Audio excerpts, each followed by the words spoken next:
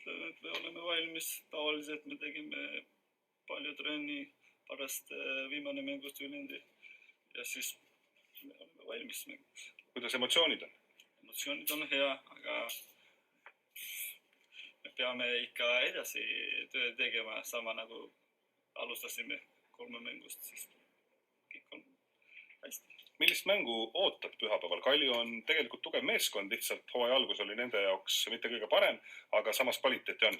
Muidugi ma ütlen, Kalju on ikka Kalju, seal ei tuleb lihtsalt mängud, seal tuleb päris rasked mängud, aga ma ütlen meie poolt, me oleme valmis selleks.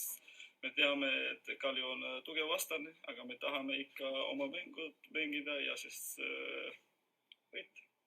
Kui penalti tuleb, kes lööb?